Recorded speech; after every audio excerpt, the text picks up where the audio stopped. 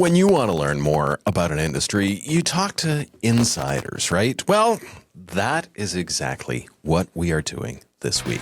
Have a very, very interesting guest. Came from journalism over to podcasting and content creation, and works as the community manager for a platform that we use. In fact, it's the one I am recording on right now. If you want more information, guess what? You got to stay tuned.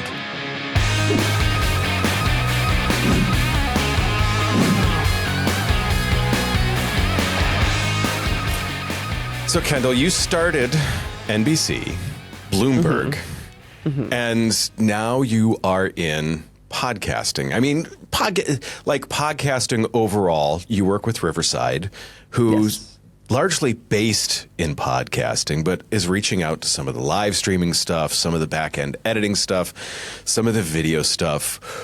When, you've got this great journalistic background, when did you say, hey, there's a pivot to podcasting here? There's got to be a way to break into podcasting here. No, actually, I'm constantly surprised by how much overlap there is between television production and podcasting.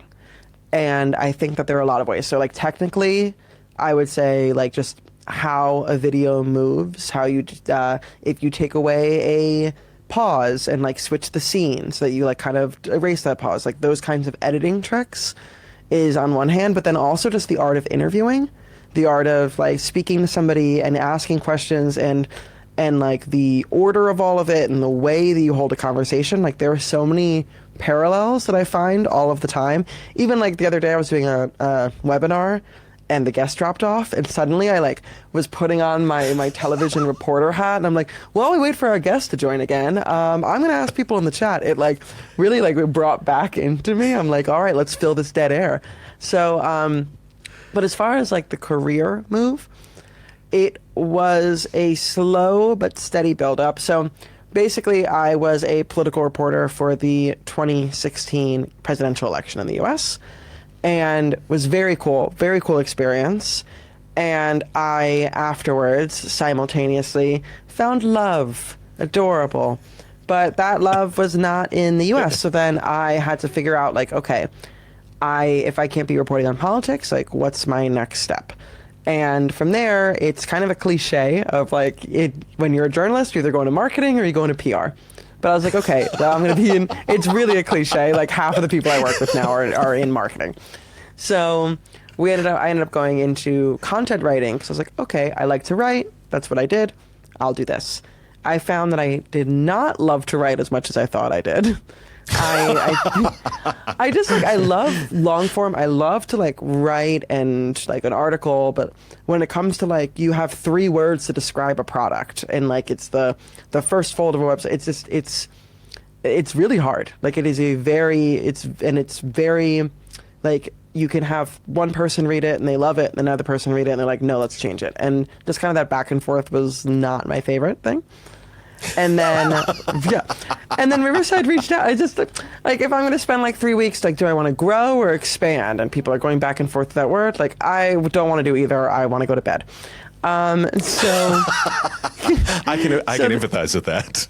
Yeah, it's content writing is such an art, but it was something that I wasn't, I was doing it. I felt like I was doing well, but I wasn't passionate about it. Sure. And then Riverside had reached out about a community manager position.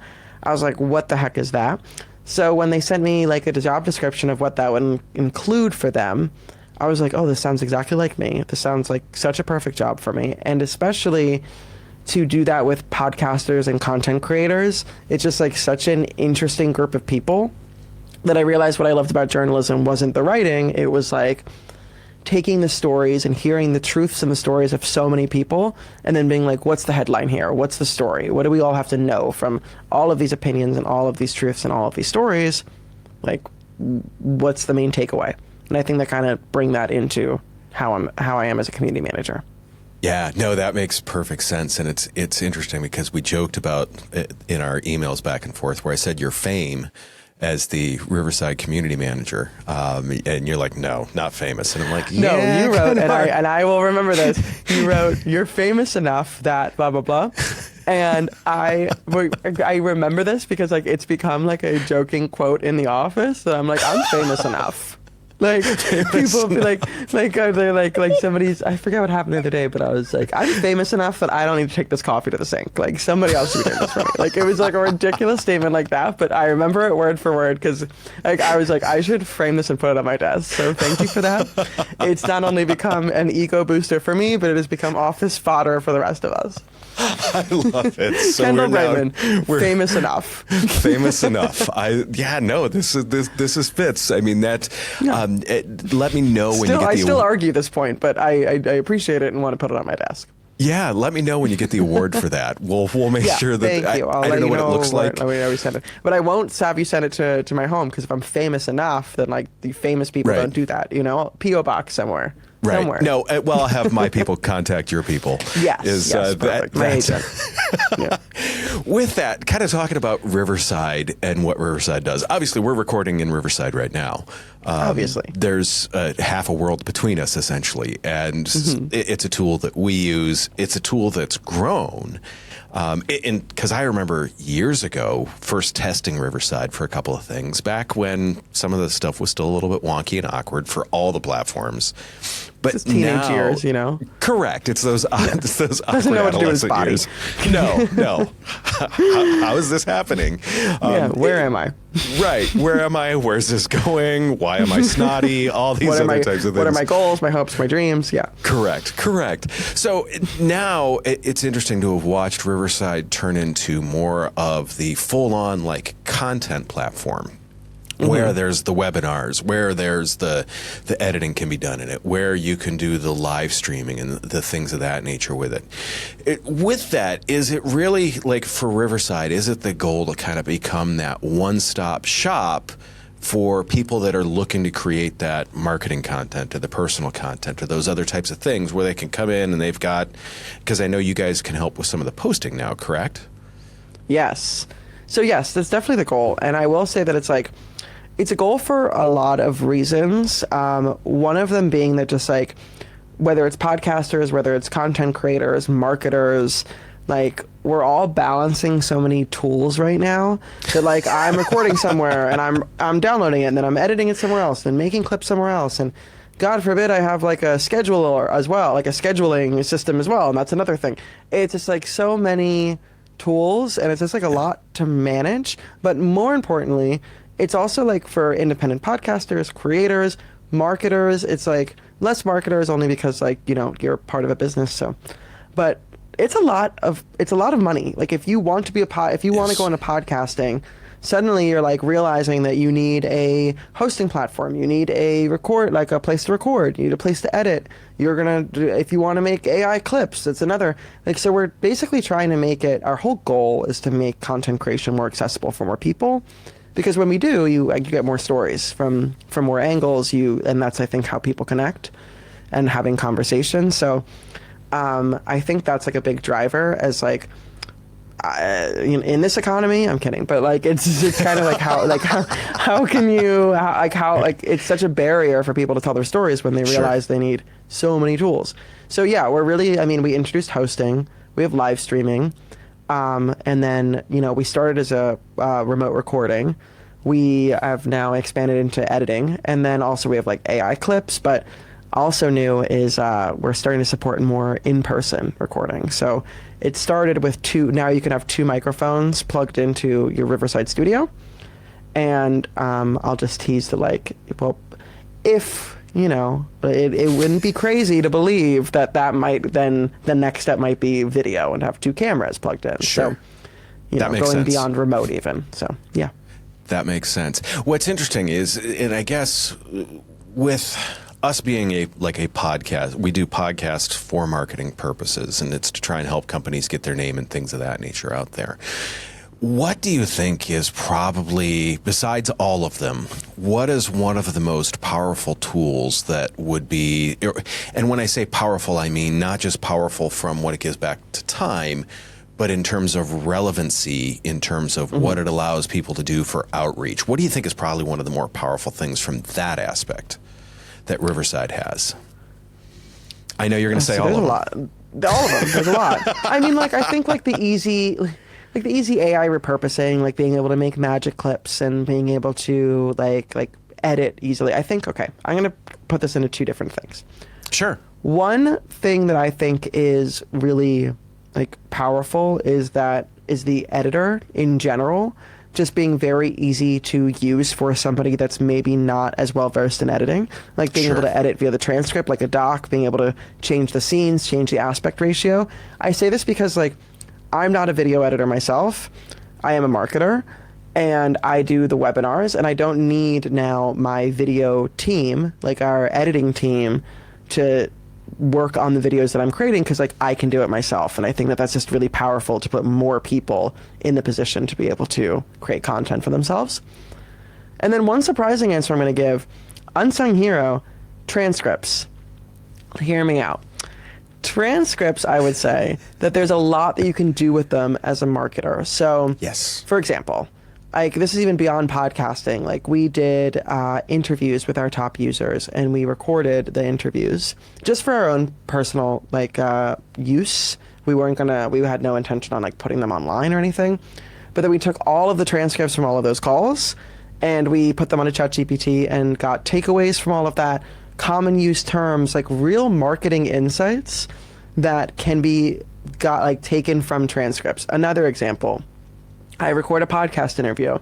From that transcript, I can make a newsletter, a blog article. Like there's just, in terms of like the most repurposable asset that you get, it's not just the video. It's like there's so much power in just the transcript itself. Is that a new word? Repurposable? It might be, but like honestly, if it is, then like we're behind, because I feel like I just keep hearing repurposing. It's repurposing in AI all the time, which makes sense because an AI helps you repurpose. But I like repurposeable. I won't say it 3 times fast, but no, because that can end up poorly. But you'd hear it in uncompressed audio with Riverside. Ooh, I like. It's funny because I want to get it. You make an excellent segue into my next point for me there. That's what I'm here to do. Well, it's the journalistic background, right? Yeah. That being said, it's interesting because I will pop on and I will see interviews that people have recorded in other lesser platforms, and I will say that very politely. We won't name names here. It's okay. Zoom. We also, the worst is when I see something recorded in Teams or WebEx. I'm like, so much of that. I haven't seen as much of that, but I love that. I'm like, oh. Right. I have seen some of that nightmare. That being said, when you see some of those, if you're scrolling through looking at other podcasts, when you see the compressed as all get out, you see compressed as hell video, you hear compressed as hell audio. You're like, great, this is amazing. This person sounds like they're talking into an echo chamber. That's awesome. How much brand authority do you see is lost when they've got this terrible looking, and it's not always terrible, but you're like, this isn't good.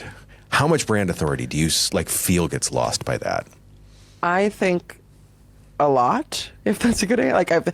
A lot, but here's the thing. First of all, I will say that I can immediately see it, and I would be embarrassed to show you my DMs on Instagram, because so many times it's me writing to brands being like, stop recording on Zoom, because I just will see it and be like, no, because it's made for meetings, it's not made for recordings. I think that brand authority is one thing, but I also think that your message gets lost. You can you can have the most incredible conversation, but if I don't like listening to it, if it's not like a pleasure to listen to or watch, sure, if it's pixely, if it sounds compressed, then no one's even going to hear it. I don't want to continue to listen. The other day I listened to a podcast and they had somebody phone in as a guest. And this isn't, I'm not talking about Riverside mobile app as doing it from your phone through an app. They were literally it was as if I was listening to a speakerphone. And I couldn't listen to the episode, and I wanted to because I was into the topic, but I just didn't want to listen to it. So I think brand authority is definitely one thing. You want your content to look good, but I also think that on top of that, it's just you want people to ultimately, like, why you're making it is because you want people to ultimately watch it. So make it watchable. Yeah. Make it make it watchable, make it represent your brand. Speaking of, make it something that was enjoyable to watch and makes you look professional, makes you look like you have authority, gaining that trust, all of that. Yeah. Makes sense. Speaking of this, you said making mistakes is part of the process. We also joked ahead of time that it's going to be just press record and make the mistakes and go through it. We're going to, because that's what everyone says in podcasting. Honestly, the mistake can also be like you didn't press record. Like this happens, but don't do that. I've got a 2-part question for you here. Is what is the biggest mistake that you consistently see from creators, whether it be inside or outside Riverside? And then the second one is what's the biggest mistake where you're like, oh, yeah, not going to do that again? Okay. Biggest mistake that I see most people doing. I would say that you have to pick one. You can't pick 5 of them. Okay. See, it's already, we've like been recording for like only not even 20 minutes and you already know me. Okay. Biggest mistake I see people make is that they don't listen when they're having interviews. Like I think there are 2 reasons that people do this. One is because like if they have like questions that they've written out, but like they're not engaging with the answers, they're just asking the question and then going on to the next one. Like I think people need to be better at actively listening. I think it's an art, and I think that it really helps carry a discussion. I also think that sometimes when you're doing something, when you're recording something, you're trying to remember that follow-up question that you have. So you're just like, it's like your brain's like, remember it. And so you're not listening to the rest of their answer because like you don't want it to slip your mind. And I think that like you need to give yourself the permission to let that follow-up question slip out and let another one in if that's how it goes. So I would say just like I think that people are like the art of listening and having a discussion and following up is something that's honed over time, and it's something that I think takes a bit to get down. The second question was, what is a mistake I'll never make again? Well, at least you're going to try not to make again. I'll try not to make again. That's a good one. I always like to ask the tough ones. I never make mistakes, so this is a very hard one for me. I understand that. I definitely felt like 25 years ago, I was very much that way. I never made a mistake before. I don't know why all these people are criticizing me. I do want to go back to the interesting piece there you said about the questions and listening.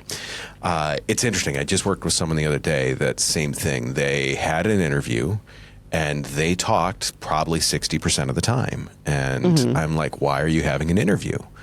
It was the same sense too. I've seen people that are so busy looking at their next questions where they're like, they forget. And they're like, are you talking? No? Oh, okay. Well, I'm just going to ask the next question, totally irrelevant anyways. And it just feels kind of like if you be at coffee with somebody and somebody's like, okay, and so where did you grow up? And you're like, oh, whoa, okay, we're not even going to react to what I said before. Yeah, it's like, it's like, I don't understand having questions. Like, I'm not knocking questions. I just think that like, there's a discussion that has to be going around. 100%. I also am not knocking like people talk. I come back to an interview because I like the host.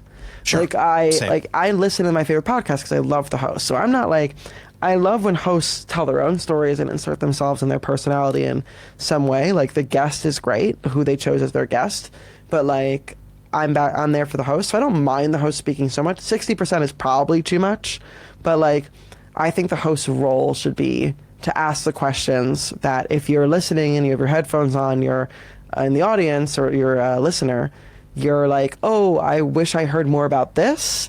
For that to be with like, I think a host needs to be in tune enough with their audience that they know what that question is going to be. It's interesting, and I'm going to make an analogy here, and I would like you to rank my analogy from 1 to 10, just to see where we're at here. Like the show Jeopardy. No one watches the show Jeopardy for Ken Jennings, the host. In the same sense, if they hated Ken Jennings, they also wouldn't watch the show. So he's not the reason why people watch it. They watch it for the other stuff. But if they hated him and thought he's irritating and all these other things, they probably wouldn't watch it. So to me, it is kind of that, like, the host is the driver. The host sets the tone for things, but yet you're probably there partially for the guest too. Is that a 5? Yeah. What are we ranking out of 10? Yeah, 5. No, because I'm saying I agree and disagree. I agree because, like, I agree that, like, if you don't like the host, you're not coming.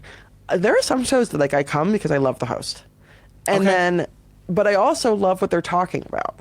Sure. I would say that for me, as I sit here as your guest, for me it ranks host, topic, guest, or like topic, guest, a host, guest. But like the host and the topic are like fighting their way for the first place for me of like why I'm listening. Probably topic, host, guest. Okay. And I say this as to not knock guest, because here I am. Guest on your show. And that's why people are here and listening to this episode. Hi, Mom. I love this. But to me, it's these type of discussions too that I absolutely love too, where a host and a guest can be like, I see this differently, because I hate it when when you see the entire episode is just two people nodding to each other, being like, yeah, great I'm point. Like, right. So speaking of an interesting direction to take this. Mm-hmm. You've mentioned AI. We've all known that AI is weird and coming, and it's taking over certain areas that we never knew it was going to take over. Mm-hmm. I see podcasting as a great way to make sure that we've got a human connection. Yes. With that, where do you see some of the AI things, I guess I would say, taking over? And where do you see some things as the human connection being really strong over the next year or so? Yeah, so I think that podcasting is very particular, very something that I love is that it is very based in human connection. It's long form, it's having discussions, and I think that people listen to it because they love that human connection. Whether or not they come for the host or not, I'm kidding. But I think that it's so based in human connection. It is so based in wanting to learn more about people. So when people think about AI and podcasting, I'm never going to say that I think the future of podcasting is going to be AI hosts, because it's just not true. I really just do not believe that. I think that it's just one of those mediums that's always going to be first and foremost about a human touch. But not just human touch, like a human first and foremost.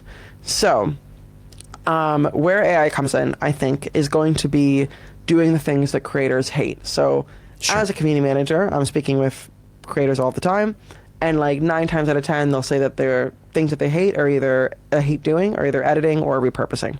So I'm a podcaster and suddenly I need to be a full marketing team and make all these clips and blah, blah, blah. So I think that AI clip creation's already here. We already have it in Riverside, but I think that you'll continue to see things like that, like AI being able to edit, doing AI edits on your episodes, remove all the pauses, remove the ums and ahs, that type of thing.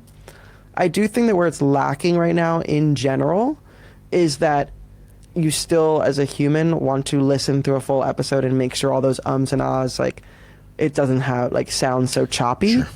I do think that as we continue on, there will be less and less need to, people will still check it because it's something that they're passionate about and something that they'll want to check.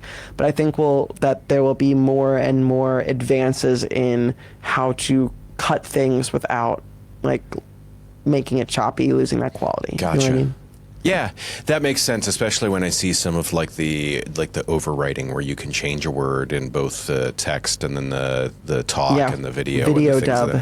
The video dub and stuff like that. So yeah, I see that can happen. Plus, I like how you mentioned too, a lot of people are going to go back and listen to it. I typically edit a lot of ours just because of the fact I want to go back and be like, where did I sound like an idiot?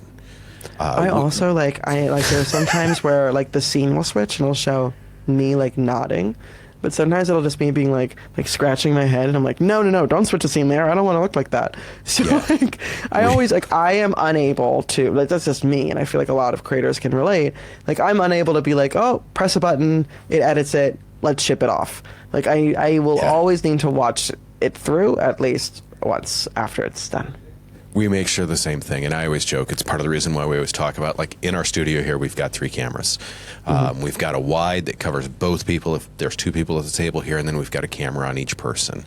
And like in the class that I teach, I always talk about, like, hey, look, if we're on the wide and one of the people decides to jam their finger up their nose, you obviously go to the tight on the other person. And that is one of the many times that, like, TV production, like, really has helped me with podcasting and video podcasting. Because, like, I know, like, those are things that, as, like, producers, we know, but then it's like it's new for a lot of people. But for me, I'm like, oh yeah, if you have a jump cut, just switch to the other camera angle, or like switch the scene, and so it goes from full screen to split screen. Like, they're really easy fixes. But I think that I'm always interested in hearing the things that I think are, like, easy and, like, known are not actually so known. It's interesting because I make a lot of comparisons because a lot of people have watched it to, like, The Price is Right when I talk about, like, shows and that, because most people have been homesick and watched The Price is Right. And I always say it's because it's familiar. And I talk about podcast structure in that way. Like, you know that they're going to call 6 people, they're going to lose their mind as they run down the aisleway. They're going to be, the games are different, the prices are different, the people are a little bit different, but the show structure is the same. They're going to, I mean, people are going to bid. There's always that one jerk, $1 Drew. There's always those things that are going to happen. And that familiarity is what allows that. But once again, that's that parallel from TV production to podcast production, where I feel like they're very similar. Another thing I want to touch on real quick is I've had a number of people talk about live streaming recently. And with Riverside adding that, is that something that you see that over the next year or two that's going to be, I guess I would say, more common and more prevalent? Do you feel like we're moving in that direction, or do you feel like it's just another tool that we added? I think so, and I'll tell you why. I think that for some people, it's like a next challenge for them. It's like a next step.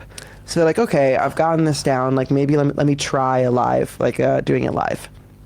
I also think that people feel less pressure when it's live. I know it seems like there'd be more pressure. And I think that people are more forgiving when it's live. That, like, if something goes wrong, that, like, it's, you know, if they need to correct themselves or whatever, that, like, people are more forgiving because it's live. But also there's this feeling of, like, once it's done, that because people know it's live, I don't have to edit it that much. Like, it could just kind of go out as is what I've heard. Just toss it out there. Just toss it out there. But really what like most importantly is I think that people are seeing that there's more, like, community is becoming so important for creators and podcasters, that it is a really great way to get like in front of your community in real time. So it's just like another touch point. I'm seeing more and more creators doing it because they want to connect with their community. Some people are even offering it as like a Patreon Supercast kind of subscriber thing, that, like, once a week you can be part of our, like, we go live, and, you know, we could be part of the session and whatever. But, like, I think we'll see more of it. I think that we'll see more of it for people who, like, are comfortable with it and want to do this next step.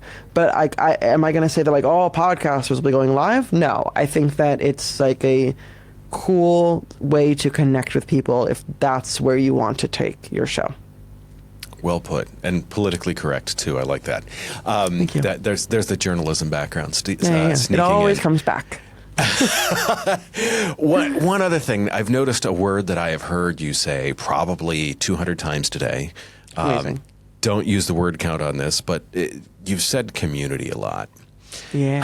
How important do you think that is for people to be building that? And what is the best tool? I know it's all the tools. What is a tool that you think is, what's one of the top tools that people can use to build that community? Is it going live or? So, okay. Community, I'm saying this as a community lead, Riverside. So, I think community is getting, like, I'm saying that, like, are we saying for podcasters, or are we saying for, like, business owners, like marketers? For business owners and marketers that are looking to, like, build that, because part of it is we work with some legal firms, we work with some medical firms. They are looking to build that know, like, and trust. And I'm like, sit in front of the camera and talk about great things and get people used to you. So from that aspect, I guess, would be the way that I'm looking at it. So I would say that, like, I think that the brands that are winning right now are the brands that are the most human. Like, if you want to build trust, if you want people to like inspire love in your brand, people don't like love a web page. You know, like they love a product. They love people. Like it's inspiring people. I think that it's about human to human connection. I think that more and more that's becoming important for brands. I think that it inspires loyalty. I think that also like we are for a while, like a little while ago, it was like all about influencers, and I'm not knocking influencers. I think they're still like very important as far as marketing, but more and more as we're seeing, like it's about peer-to-peer recommendations. If I'm going to buy, I have a baby, so if I'm going to buy a stroller, I'm going to ask my friends who have kids, what strollers do they have? What do they like about it? I'm going to go on Reddit. I'm going to see if people on Reddit recommend this stroller. I'm going to maybe go on YouTube and see an honest review of this stroller. Like, that is about peer-to-peer recommendations, and who do those recommendations are people in your community, people who like feel connected to your brand, so much so that they want to like go online and write about this. Or, you know, when you talk to a friend and they say like, you're like, oh, what stroller do you have? And they're like, oh my God, I absolutely love this one and this, that, and that. That's built over time by trust, by loving the brand. I think that is really based in community. So that's one of the reasons that I say this and like the importance of building it. I think as far as how, and like a tool for doing that, I think that it's going to differ from brand to brand, like where they have that community. But I think the biggest tool is like using your humanness. And by that, I mean like it's not a tool. It's like if somebody comments on your Instagram post and you're a brand, like the power of being able to reach out and say, hey, thanks so much. Like, would love to have you hop on a call with our product team and learn more about what you're working on. Like, we do that at Riverside. Or if somebody has a feature request, like saying, hey, I sent it over to the product team, and then when we implement it, I write back to them and say, hey, we implemented this feature like that you asked for a month ago. Like, the tool is really just making, like, if it makes sense, just making those connections with people at every touch point. That's social, that's community, that's support, that's the product itself. Like, I don't know. I think that that's where community is really built, is there. But then as far as like a place to build community, there's Circle, there's Facebook, there's Discord, it kind of, LinkedIn, it kind of depends on where your audience is. 100% makes sense. 100% makes sense. With all of that, and I am gonna put the caveat on this one. If you can give advice to a podcaster out there, besides just hit record, not so I pulled that but off the actually table. hit it, because it really sucks to not hit record. What would be that one piece of advice that you would give them when it comes to like and like I said, we're talking to business owners, we're talking to marketers of small, mid-sized businesses. What's that one piece of advice that you give to them? It's going to be a weird one. Just be cringe. And I say this because, I say this because, like, I truly think that a lot of people are worried about doing video, or worried about getting into podcasting, or like worried to make this next step because they're like, oh my God, like these people are going to see me online, and like they're going to see me podcasting, or like there's this nervousness of how you're going to look. Sure. You know what I mean? Like, how you're going to be perceived. But all of these people that we look at online that we say are successful are maybe a little bit cringe to the people that they went to high school with. Like, if that makes sense. You know what I mean? That like I'm saying this because it's a problem for me. Like, I'm worried that I'm like sometimes like I like haven't started my own podcast. I'm like, oh, but you know, I don't want to look this way or that way or whatever. Like, I'm nervous to put myself out there, and I really just think that for everybody that you admire, they've had that discussion with themselves and they've went for it. And so I know that's a really weird answer to give, but like, no, I love it. Lean into being cringe. Just do it. And I'm saying this to somebody who hasn't. So like, completely unsolicited, unfounded advice from a non-expert on cringiness. Well, an expert on cringiness, but a non-expert on leaning in. Yeah, So well versed in the cringe, but less versed in the leaning into it. You know, it just happens naturally for me. I believe you just asked me to be your accountability buddy for leaning into the cringe. Yeah, I believe you're just gonna write to me like every so often. Be like, have you leaned in to that cringe? 100%. And I'm gonna look at that all your famous enough thing and say, you know what? I don't know if I have. I'm just gonna say, because we were joking earlier about you being quote unquote famous enough. I don't know if maybe you're gonna say that this would make me too famous. And you don't want to get too famous. You're famous enough. No autographs, please. Yeah. Mm-hmm. I don't want to be stopped at dinner. I want to eat my dinner in peace. That's why I don't even go out of the house. I'm kidding.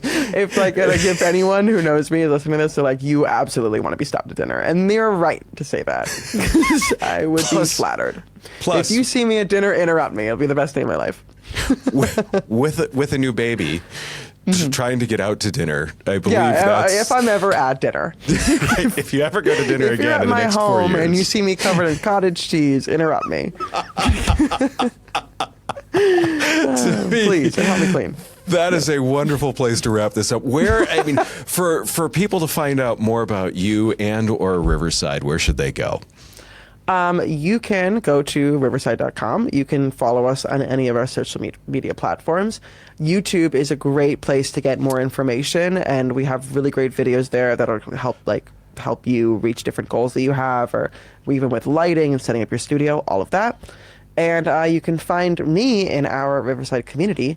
That is Conversation Creators by Riverside on Facebook, and I'm also on LinkedIn. But join our community. It's a really cool place. It's like my favorite little corner of the internet. I love that. Kendall, thank you. It's been an absolute honor to talk to someone that is famous enough.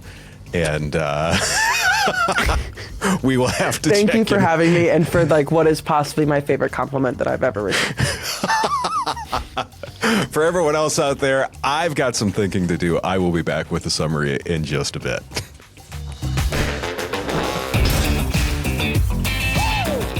Kendall's the community manager for Riverside, like we said, and through doing so many webinars and so many other Riverside events, that's where I came up with the famous line. And famous enough was where that stemmed, because I said, hey, you're famous, to which I got the reply, no, definitely not. And I said, well, famous enough. And obviously, Kendall's taken that and run with it, and we had a ton of fun with it. To me, once again, with podcasting, to talk to other people in the industry, that first off, I got a lot of knowledge from that, but second off, what an enjoyable conversation. We were on the call for 45 minutes, and to me, to sit down and have a conversation like that while learning something is just really, really cool. Once again, I love so many things about podcasting and what it does in terms of your ability to market, in terms of your ability to reach out to new people. Additionally, there's one or two questions that I've had. We use Riverside a lot. We use Riverside when we're recording for a number of people, especially when they've got remote. We've even got some podcasts that I am on as just a producer, so I don't get recorded. I'm just in the background making hand signals and all sorts of other zany antics in order to help guide their podcast on the way that it's supposed to go. It's been a great platform for us, but to be connected with someone like that when there's an issue, when a new feature comes out and there's questions on it, I'm now able to be connected with the right people that will be able to tell me the right things and how to do it. Once again, Riverside's a great tool. It's why we use it. Podcasting, also a great, great tool, just because, like I said, the access, the ability to do things. Surprisingly, transcripts as one of the most valuable pieces to come out of a podcast. And once again, I'm not going to argue that point at all, because I feel very much that I'm kind of tied across the board for it. But the fact that transcripts can give you so many other items. Kendall mentioned the emails. Kendall mentioned blog posts. Kendall mentioned so many other things that can stem from those transcripts that are just awesome tools for you to be able to use. To me, once again, it was kind of the surprise of the day, but in the same sense, I totally get it. I was really appreciative that Kendall made that comment about that.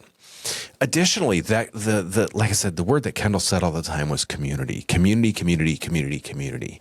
It is building that group of people that want to deal with you. And when we talk about it from a marketing aspect, I know there's some people that have a very short sales cycle. It's a one and done and the person's moving on. We also work with people that have a longer sales cycle. How do I get to know these people? How do I get in front of these people? Those are handled a little bit different in terms of how the community is organized. But once again, it is building that community. It is building that know, like, and trust. It is getting people around you. And it is getting people to know who you are, what you stand for, and also finding other people that have that in common. That, to me, is what the community piece is all about. I have pushed from day one the know, like, and trust. I know you guys have heard me tell the story about someone walking into my office and sitting down like we're old friends because, hey, they knew me, right? They knew exactly who I was. They knew they knew my story. They knew a ton of stuff about me and everything that's gone on. I broke the one rule and didn't shut my cell phone off.